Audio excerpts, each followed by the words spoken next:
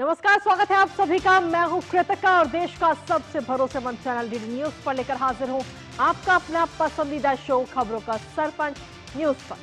और इस कार्यक्रम के जरिए हम आप तक हर रोज वो तमाम खबरें पहुंचाते हैं जिन पर रहती है हम सभी की नजर, क्योंकि न्यूज पंच में सिर्फ खबर नहीं बल्कि होती है हर खबर की पूरी पड़ताल। और आज न्यूज पंच के जरिए जिन प्रमुख खबरों की करने वाले हैं हम पड़ताल, सबसे पहले एक नजर डालेंगे उन प्रमुख खबरों पर, यानी टॉप लाइन्स पर। और टॉप लाइन्स के जरिए सबसे पहली और प्रमुख खबर आपको बता दें, प्रदूषण से निपटने के लिए कई सारे महत्वपूर्ण कदम, बड़े कदम दिल्ली सरकार में उठाए जा रहे हैं। और इसके साथ ही आज भी एक बड़ी घोषणा की गई, 10,000 रुपए दिल्ली सरकार की तरफ से दिए जाएंगे। लेकिन आखिर ये 10,000 रुपए किसे दिए जाएंगे और क्यों दिए जाएंगे, आखिर ये घोषणा करने की जरूरत क्यों पड़ी दिल्ली सरकार को, बताएंगे इस पूरी खबर के बारे में विस्तार से। लेकिन इसके साथ ही जो दूसरी प्रमुख खबर, वो समुद्र में भारत की नई शक्ति नजर आने वाली है। जी हां, भारतीय नेवी जो है वो एक एक करके अब पूरी तरह से मजबूत हो रही है। और अब ये कौन सी नई मजबूती भारतीय नेवी को आज मिलने जा रही है, अब से कुछ ही देर बाद बताएंगे इस खबर के बारे में भी। लेकिन इसके साथ ही जो तीसरी प्रमुख खबर वो है मिलावट से जुड़ी हुई, जहां मिलावट पर FSSAI की तरफ से ये वार किया गया है और अब सेहत से जो खिलवाड़ है वो रुकेगा, क्योंकि एक नए अभियान की शुरुआत FSSAI की तरफ से की गई है। ये निर्देश दिए गए हैं, आखिर क्या ये निर्देश है और कैसे आपकी सेहत के साथ जो खिलवाड़ अभी तक हो रहा था वो कैसे रुकेगा और कैसे मिलावटखोरों की अब आफत आने वाली है, बताएंगे इस पूरी खबर के बारे में भी विस्तार से आपको। तो चलिए शुरुआत करते हैं पहली और प्रमुख खबर के साथ। तो पहली और प्रमुख खबर, जहां आपको बता दें कि दिल्ली में सर्दियों का मौसम शुरू होने के साथ ही एक गंभीर समस्या ने लोगों को अपनी गिरफ्त में ले लिया। और तमाम तरह की कोशिशों के बावजूद एयर पॉल्यूशन यानी वायु प्रदूषण पर कंट्रोल कर पाना काफी मुश्किल साबित हो रहा है। इन सब के बीच लगातार बढ़ते AQI पर काबू पाने के लिए दिल्ली सरकार ने कड़े फैसले आज लिए। दिल्ली सरकार ने प्रदूषण पर कंट्रोल पाने के लिए बड़े फैसले लिए हैं और दिल्ली सरकार की तरफ से मजदूरों से लेकर के वाहन चालकों और नौकरी पेशा वाले लोगों के लिए कई सारी घोषणाएं की गई हैं। दरअसल सरकार ने हाल ही में ग्रेड 4 पाबंदियां दिल्ली में लागू की थी, जिसका सीधा असर मजदूर पर हो रहा था। अब सरकार ने इससे प्रभावित होने वाले मजदूरों को 10,000 रुपए का मुआवजा देने का ऐलान किया और साथ ही 50% स्टाफ के साथ ही ऑफिस चलाने का निर्देश भी दिया है। और क्या कुछ फैसले दिल्ली सरकार की तरफ से लिए गए हैं, बताएंगे आपको, साथ ही करेंगे चर्चा। लेकिन उससे पहले आपको दिखाते हैं मजदूरों को मिलेगा मुआवजा। तो जी हां, दिल्ली सरकार की तरफ से यह बड़ा फैसला लिया गया है और दिल्ली सरकार 10,000 रुपए देगी, जहां ग्रेड 4 लागू होने से जो निर्माण कार्य है वो बंद है और ऐसे में सबसे ज्यादा नुकसान हो रहा है मजदूरों को। लेकिन अब दिल्ली सरकार की तरफ से ये बड़ा कदम उठाया गया है और दिल्ली सरकार की तरफ से कदम उठाते हुए कहा गया उनको सहायता अब दी जाएगी। रजिस्टर्ड और जो वेरीफाइड मजदूर हैं उनको इसका सीधे तौर पर फायदा मिलेगा, उन्हें ये 10,000 रुपए दिए जाएंगे सरकार की तरफ से, जो निर्माण मजदूरों के खाते में सीधे उनके अकाउंट में ही ट्रांसफर किए जाएंगे।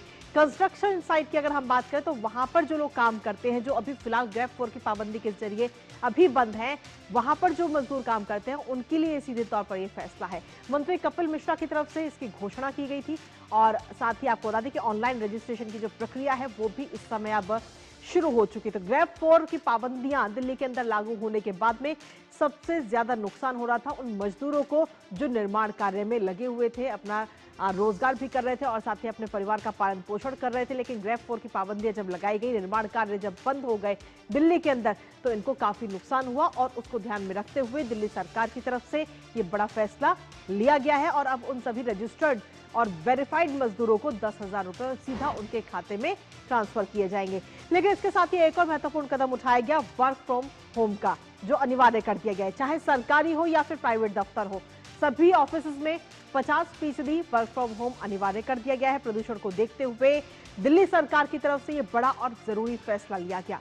स्वास्थ्य सेवा जैसी आवश्यक सेवाएं भी इसमें शामिल नहीं है, आपको ये भी बता दें। इसके साथ ही दरअसल जो भीड़ भाड़ है उसको कम करने के लिए और सार्वजनिक स्वास्थ्य की सुरक्षा इसके जरिए सुनिश्चित होगी, क्योंकि बेवजह आपको बाहर नहीं निकलना है, अब अपने घरों में रहना है और साथ ही ऐसे में उल्लंघन करने वाले संस्थानों पर भी भारी जुर्माना लगाया जाएगा। तो दिल्ली सरकार की तरफ से ये भी बड़ा और महत्वपूर्ण कदम उठाया गया है जिससे कि प्रदूषण पर रोक लग सके। आखिर इस दौरान ऐलान करते हुए या यूं कहे कि ये घोषणा करते हुए कपिल मिश्रा की तरफ से क्या कुछ कहा गया है वो एक बार आपको सुनाते हैं। ग्रैप 3 के दौरान जो कंस्ट्रक्शन का काम बंद था, उससे दिल्ली के कंस्ट्रक्शन वर्कर, निर्माण मजदूर प्रभावित हुए थे। खासतौर पे जो लोग दिहाड़ी के हिसाब से काम करते हैं, जिनको रोज का काम का पैसा मिलता है, उनकी आमदनी बंद हुई थी। मुख्यमंत्री महोदया के द्वारा दिल्ली के लेबर डिपार्टमेंट ने, श्रम मंत्रालय ने, श्रम विभाग ने यह निर्णय लिया है कि सभी रजिस्टर्ड वेरीफाइड जो कंस्ट्रक्शन वर्कर हैं, निर्माण मजदूर हैं, ग्रैप 3 का कंपनसेशन 10,000 रुपए सबके खातों में दिल्ली सरकार के द्वारा भेजा जाएगा। आपने खुद सुना कपिल मिश्रा को, उन्होंने सीधे तौर पर यह घोषणा की उन मजदूरों के लिए 10,000 रुपए दिए जाएंगे जो निर्माण कार्य कर रहे थे अभी तक। इसके साथ ही ग्रैप 4 में क्या कुछ पाबंदियां हैं वो आपको बताते हैं। ईंट भट्टे, स्टोन क्रशर और हॉट मिक्स प्लांट, माइनिंग, इन सभी को बंद कर दिया गया ग्रैप 4 की पाबंदियों के तहत। कोयला और फर्नेस ऑयल पर आधारित जो इंडस्ट्रियां चल रही दिल्ली के अंदर, उन पर भी रोक लगाई गई। साथ ही BS3 पेट्रोल और BS4 डीजल वाहन भी अब नहीं चल सकेंगे दिल्ली में, क्योंकि दिल्ली में प्रदूषण लगातार बढ़ रहा है और उस पर रोक लगाने के लिए तमाम कदम उठाए जा रहे हैं। जरूरी सेवाएं छोड़कर बाकी ट्रकों की एंट्री पूरी तरह से फिलहाल के लिए बैन कर दी गई है अगले आदेश तक। स्कूलों को बंद करने के लिए या फिर ऑनलाइन क्लास का भी आदेश दिया गया है।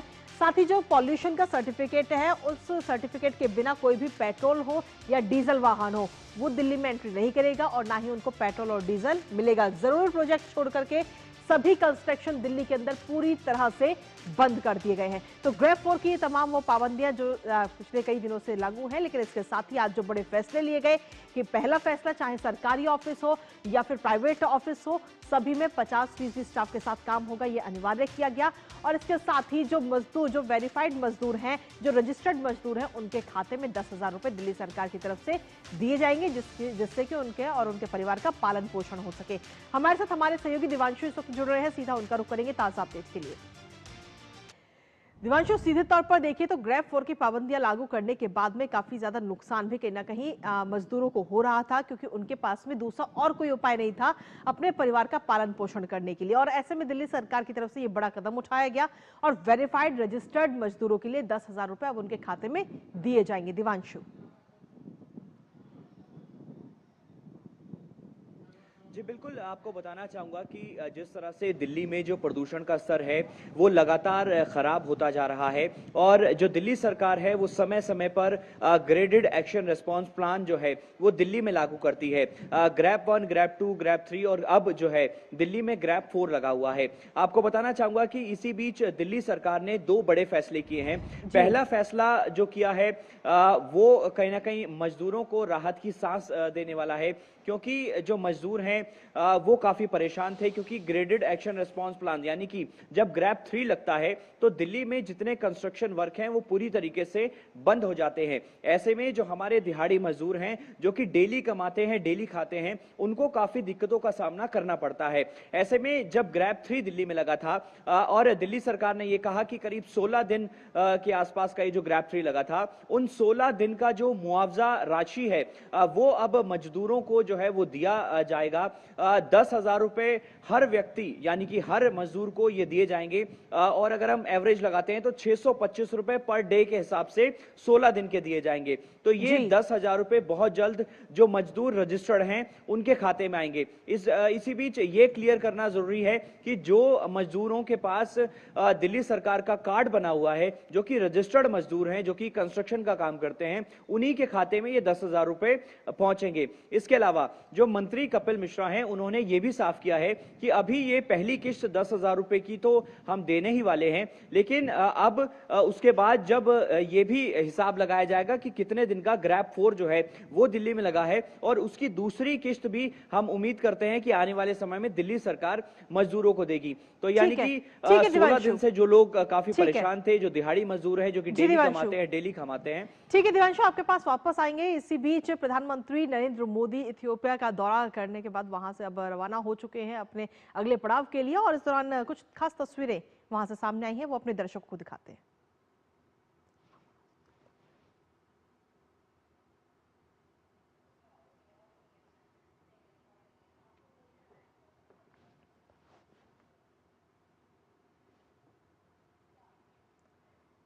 तो ये तस्वीरें इस समय आपको दिखा रहे हैं जब प्रधानमंत्री नरेंद्र मोदी आज इथियोपिया का अपना दौरा पूरा करने के बाद वहां से रवाना हो चुके हैं, लेकिन जब वो रवाना हो रहे थे तो उस दौरान वहां के प्रधानमंत्री ने उनको ड्रॉप किया। उस वक्त की ये तस्वीरें आप दिखा रहे हैं।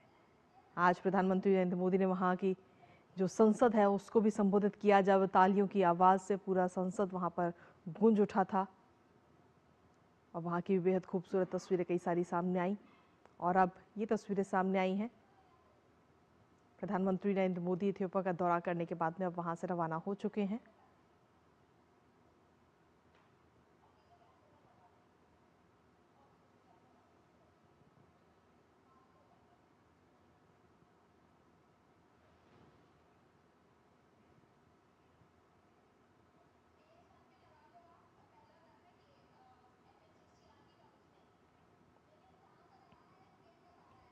तो प्रधानमंत्री नरेंद्र मोदी इथियोपिया का अपना दौरा पूरा करने के बाद में अब ओमान के लिए रवाना हो चुके हैं।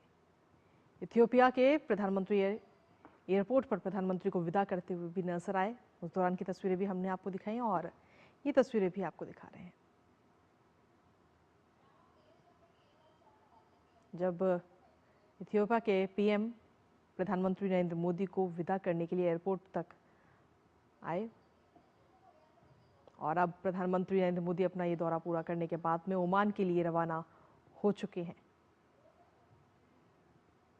तो बेहद ही खास और महत्वपूर्ण दौरा प्रधानमंत्री नरेंद्र मोदी का इथियोपिया का, जिससे आगे आने वाले समय में भारत और इथियोपिया के जो आपसी संबंध है वो और मजबूत होते हुए नजर आएंगे। प्रधानमंत्री नरेंद्र मोदी ने आज वहां की संसद को भी संबोधित किया और इस संबोधन के बाद में वहां के सांसदों ने प्रधानमंत्री नरेंद्र मोदी के साथ गर्मजोशी के साथ मुलाकात भी की और उसके बाद अब वहां से रवाना प्रधानमंत्री नरेंद्र मोदी हो चुके हैं।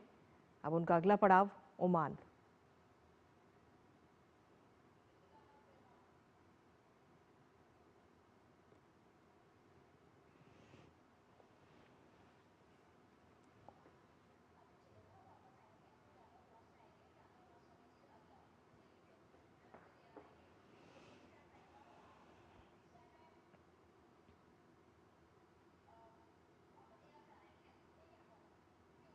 और चलिए अब रुक करते हैं न्यूज पंच में हमारी दूसरी महत्वपूर्ण खबर का। भारतीय नौसेना लगातार अपनी ताकत बढ़ा रही है। जी हां, समंदर की गहराइयों में छिपकर घूम रही दुश्मन की पनडुब्बियों के लिए अब बच पाना आसान नहीं होगा। वजह है भारतीय नौसेना का सबसे घातक हथियार MH-60R रोमियो हेलीकॉप्टर। गोवा के INS हंसा में MH-60R रोमियो हेलीकॉप्टर की दूसरी स्क्वाड्रन INAS 335 कमीशन होगी। नौसेना प्रमुख एडमिरल त्रिपाठी इसे नौसेना में शामिल करेंगे और ये आधुनिक हेलीकॉप्टर पनडुब्बी रोधी युद्ध, मिसाइल हमले और निगरानी में पूरी तरह से सक्षम है, जो हिंद महासागर में चीन के खतरे के खिलाफ भी बड़ी मजबूती बनती हुई नजर आएगी।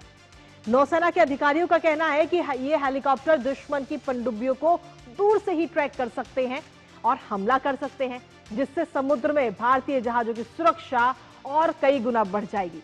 आखिर क्या कुछ खासियत है MH-60R रोमियो हेलीकॉप्टर की, बताएंगे आपको, साथ ही करेंगे चर्चा। लेकिन उससे पहले आपको दिखाते हैं MH-60 की कमीशनिंग। समंदर में खाक होगी दुश्मन की पनडुब्बी। जी हां, MH-60 की कमीशनिंग, जहां INS हंसा में नौसेना प्रमुख की उपस्थिति में ये कमीशनिंग होगी। अब से कुछ ही देर में ये पूरा कार्यक्रम होगा। नौसेना प्रमुख की अगुवाई में ये पूरा कार्यक्रम होने जा रहा है। इसके साथ ही आपको बता दें कि MH-60R हेलीकॉप्टर स्क्वाड्रन INAS 335 का ये दूसरा दस्ता है, जिससे कहीं ना कहीं भारतीय जो नौसेना है, भारतीय नेवी और मजबूत होती हुई हमें नजर आएगी। साथ ही आपको बता दें कि पहली स्क्वाड्रन INAS 334 2024 में कमीशन हुआ था और अब ये दूसरी खेप है उसकी। नौसेना की अगर हम बात करें तो सीधे तौर पर नौसेना की विमानन क्षमताओं को भी इससे बढ़ावा मिलेगा। नौसेना और मजबूत होती हुई नजर आएगी। MH-60 की आखिर खासियत क्या है, क्यों उसे खास बताया जा रहा है, एक नजर उस पर भी डाल लेते हैं। क्योंकि इसकी खासियत की अगर बात करें तो दुनिया का सबसे आधुनिक मल्टी मिशन हेलीकॉप्टर के तौर पर इसे जाना जाता है, जो परंपरागत नए जमाने के युद्ध में पूरी तरह से सक्षम है। अमेरिकी कंपनी लॉकहीड मार्टिन के द्वारा इसको निर्मित किया गया है और साथ ही आपको बता दें कि रॉकेट और टॉर्पेडो से भी ये पूरी तरह से लैस है, यानी कि इसकी जो शक्तियां हैं वो अपने आप में काफी हैं। गहरे समुद्र में दुश्मन की पनडुब्बियों का पता लगाने में यह हेलीकॉप्टर पूरी तरह से सक्षम है। नए जमाने के सेंसरों से यह हेलीकॉप्टर पूरी तरह से लैस है। साथ ही कुशल तरीके से जहाज या फिर पनडुब्बियों को ट्रैक करने में भी पूरी तरह से यह हेलीकॉप्टर कारगर है। तो ये तमाम इसकी वो खासियत है MH-60R की, रोमियो की ये वो खूबियां जो इसको अपने आप में और शक्तिशाली बनाती हैं। लेकिन इसके साथ ही भारत को इसके शामिल होने के बाद में किस तरीके से फायदा होगा, एक नजर उस पर भी डाल लेते हैं, क्योंकि समुद्र में नौसेना की हवाई क्षमताओं में सीधे तौर पर इजाफा होगा। नौसेना, हमारी जो नौसेना है वो और मजबूत होती हुई नजर आएगी, और शक्ति बढ़ेगी उसकी। नौसेना के जो सैन्य ऑपरेशन है उनमें भी तेजी आएगी, क्योंकि दुश्मन के जो जहाज होंगे और साथ ही दुश्मन की पनडुब्बियां, उनको जल्द से जल्द पकड़ा जा सकता है और साथ ही उन पर वार किया जा सकता है। नौसेना की निगरानी क्षमता बढ़ेगी। हिंद महासागर के रास्ते से आने वाले खतरों को पूरी तरह से खत्म किया जाएगा। Search and rescue, medical evacuation में भी सीधे तौर पर इसका इस्तेमाल आगे आने वाले समय में होगा। हमारे साथ हमारे सहयोगी अक्षय डोंगरे इस वक्त जुड़ गए हैं, सीधा उनका रुख करेंगे ताजा अपडेट के लिए। अक्षय, सीधे तौर पर क्या कुछ खासियत है वो तो हमने बताई, लेकिन इसके साथ ही अगर हम देखें एक शॉर्ट में, अगर आपसे जानना चाहेंगे कि भारतीय नौसेना कैसे और मजबूत होती हुई नजर आ रही है इसके जरिए। देखिए, सबसे पहली बात अगर नौसेना की जाए तो जिस तरह से जो वॉरफेयर का डोमेन है, यानी कि जंग का जो एक तरह से सिनारियो रहता है, वो लैंड से यानी कि ज़मीन से बढ़कर अब कहीं ज़्यादा समंदर की तरफ पहुंच चुका है। समंदर अपार है, इसमें कई तरह की सबमरीन्स का खतरा रहता है, कई तरह से दुश्मन सर्वेलेंस करता है। अब सबमरीन्स के अंदर अब न्यूक्लियर पावर्ड मिसाइल्स रखने की कैपेबिलिटीज़ कई देशों के पास है, भारत के पास भी है, कुछ चुनिंदा देशों के पास भी है। लेकिन तो किस तरह से आप अपनी सरहदों की, ज़मीनी सरहदों पे तो आप फौज लगा सकते हैं, लेकिन जो आपकी मैरीटाइम जो बॉर्डर्स रहती है, यानी कि समंदरी जो सरहदें रहती है, उनकी सिक्योरिटी आप कैसे करेंगे? क्योंकि इतने विशाल समंदर में आप हर कोने पर एक जहाज लगा भी नहीं सकते। जहाज़ों को एक जगह से दूसरी जगह जाने में भी काफ़ी ज़्यादा समय, ईंधन और रिसोर्सेज लगते हैं। ऐसे में सबसे जो सटीक एक तरह से विश्लेषण करने के लिए, सर्वेलेंस करने के लिए जो इक्विपमेंट आपके पास रहता है, वो इसी तरह के हेलीकॉप्टर्स, इसी तरह के ड्रोन्स या फिर एयरक्राफ्ट रहते हैं। अब अगर हम सिरोस्की के MH-60R यानी कि MH-60 रोमियो की बात करें तो दुनिया में सबसे ज़्यादा आधुनिक इस हेलीकॉप्टर को माना जाता है एंटी सबमरीन वॉरफेयर के लिए। आप टॉर्पीडो से लेकर अन्य तरह के जो भी बॉयज़ होते हैं, सबमरीन बॉयज़ होते हैं, यानी कि आप अगर हम समंदर में वॉरफेयर की बात करें, जंग के सिचुएशन की बात करें या फिर बचाव की बात करें, किसी तरह की सर्वेलेंस की बात करें, तो उसमें ये हेलीकॉप्टर काफ़ी ज़्यादा सक्षम है। इनके अंदर जो भी आधुनिक नियंत्रण लगे होते हैं, उनसे न सिर्फ दुश्मनों की एक तरह से गतिविधियों का आप पता लगा सकते हैं, बल्कि अपनी सरहदों को, पानी की यानी समुद्री सरहदों को आप पूरी तरह से सुरक्षित रख सकते हैं। तो भारतीय नौसेना की जो शक्ति है उसमें काफ़ी ज़्यादा इजाफा इससे होने वाला है। हमारे पास ऑलरेडी दो एक तरह से जो एयरक्राफ्ट कैरियर है वो है, ये ऑपरेट कर सकते हैं। एयरक्राफ्ट कैरियर्स पर से भी INS हंसा में इनका हालांकि कमीशनिंग हो रही है, लेकिन आपको एक तरह से फुल फ्लेजेड एक प्रोटेक्शन MH-60R देने जा रहा है, जो हमने 24 लिए हैं। सेकंड इसका स्क्वाड्रन आज कमीशन हो रहा है और आगे आने वाले दिनों में कुछ और ऐसे ही हेलीकॉप्टर भारतीय नौसेना में आते दिखेंगे, जिससे हम पूरी तरह से एक तरह से एक सशक्त नौसेना के तौर पे अपनी सरहदों की सुरक्षा कर सकते हैं और काफी आगे बढ़कर भी एक तरह से ऑफेंसिव कैपेबिलिटी यानी कि जंग करने की मारक जो क्षमताएं होती है उसमें भी एक बड़ा इजाफा इससे हो जाएगा। चलिए, बहुत बहुत शुक्रिया अक्षय, तमाम जानकारी और अपडेट्स हमारे साथ साझा करने के लिए, इस महत्वपूर्ण खबर से जुड़ी हुई। और इसी के साथ चलिए अब रुक करते हैं हमारे अगली महत्वपूर्ण खबर का। हमारी तीसरी महत्वपूर्ण खबर, पहले दूध, पनीर और खोए में मिलावट की जो खबरें हैं वो अक्सर त्योहारों के आसपास आती थी, पर अब तो मिलावटखोरों ने मिलावट करने में किसी मौसम को नहीं बख्शा है। त्योहार के अलावा बाकी पूरे साल भी दूध, पनीर और खोए में मिलावट की खबरें सामने आती है, और मिलावट की तमाम शिकायत आने के बाद भारतीय खाद्य सुरक्षा एवं मानक प्राधिकरण ने बड़ा कदम उठाया। FSSAI ने सभी राज्यों को विशेष जांच अभियान चलाने के आदेश दिए हैं। FSSAI ने साफ किया है कि उपभोक्ताओं की सेहत से किसी भी तरह का समझौता बर्दाश्त नहीं किया जाएगा। दरअसल FSSAI के अनुसार हाल ही के महीनों में कई राज्यों से दूध, पनीर और खोए में मिलावट की और गलत लेबलिंग के मामले कई सारे सामने आए, और ऐसे उत्पाद सीधे तौर पर आम लोगों के यानी कि आपके स्वास्थ्य के लिए खतरा है। प्राधिकरण का कहना है कि एनालॉग या फिर मिलावटी उत्पादों को शुद्ध दूध या शुद्ध पनीर बताकर बेचना कानूनन अपराध है और दोषियों के खिलाफ कड़ी कार्रवाई की जाएगी। करेंगे चर्चा अपने संवाददाता से और जानेंगे ताजा अपडेट। उससे पहले आपको दिखाते हैं मिलावट के खिलाफ FSSAI का देशव्यापी ये अभियान। तो जी हां, आपको बता दें कि अब आपकी सेहत से खिलवाड़ बिल्कुल नहीं होगा, क्योंकि FSSAI जो है वो एक्शन मोड में इस समय नजर आ रही है और मिलावटखोरों को अब खैर नहीं होगी। मिलावट के खिलाफ FSSAI का अभियान ये शुरू हो चुका है। डेयरी सेक्टर पर FSSAI की सीधी नजर है, जहां दूध, पनीर और खोए में मिलावट पर ये एक्शन लिया जा रहा है। साथ ही मिलावट की शिकायत और मिलावट के खिलाफ अगर हम देखें तो FSSAI का ये पूरा अभियान है। सभी राज्य और सभी केंद्र शासित प्रदेशों को विशेष जांच के सीधे तौर पर ये निर्देश दिए गए हैं। खासतौर पर इसमें देखें, आपको बता दें कि डेयरी उत्पादों की गहनता से जांच की जाएगी। दुग्ध उत्पादों में मिलावट और गलत लेबलिंग पर सीधे तौर पर सख्ती होगी, यानी कोई भी मिलावटखोर अब गलत लेबल करके अपने प्रोडक्ट को नहीं बेच सकता है। लाइसेंस हो या फिर बिना लाइसेंस, सभी कारोबारों की जांच की जाएगी। सभी कारोबारियों की कहीं वो अपने उत्पादों में मिलावट तो नहीं कर रहे। उत्पादन, भंडारण और बिक्री स्थल, इन तीनों ही जगहों का पूरी तरह से निरीक्षण किया जाएगा।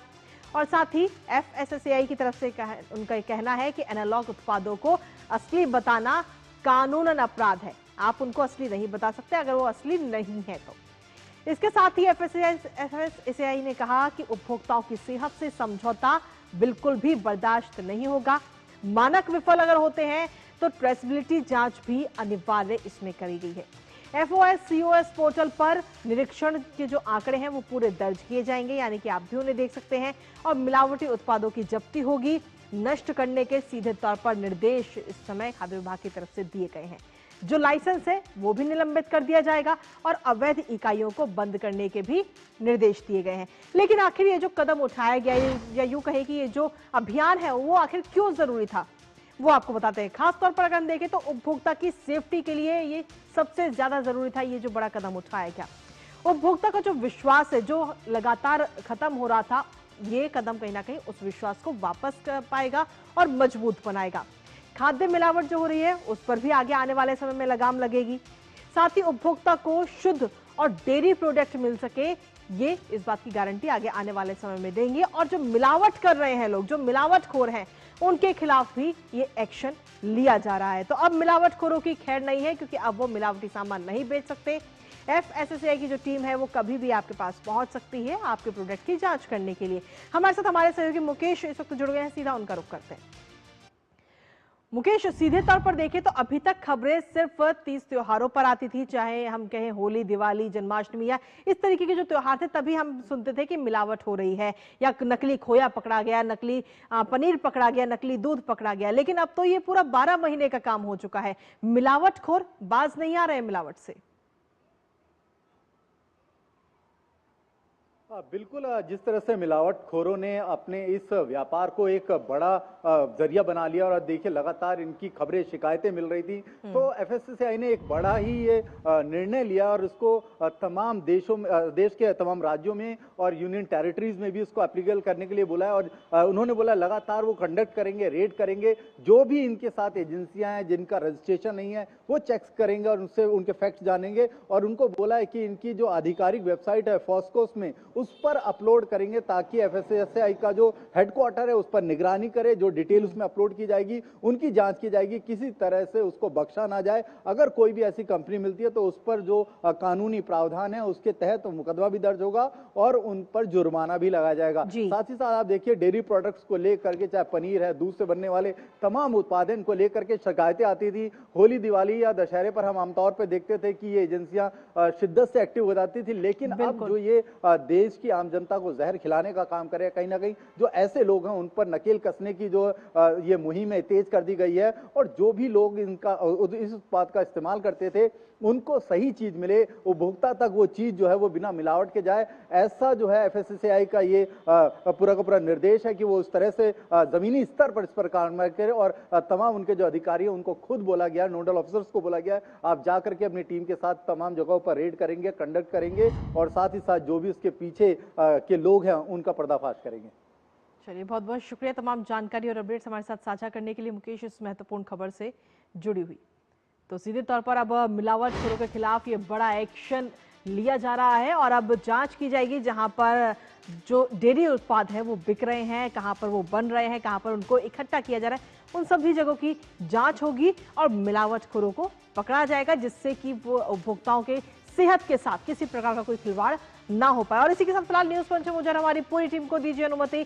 कल सुबह 10:30 बजे फिर होगी मुलाकात। तब तक के लिए नमस्कार।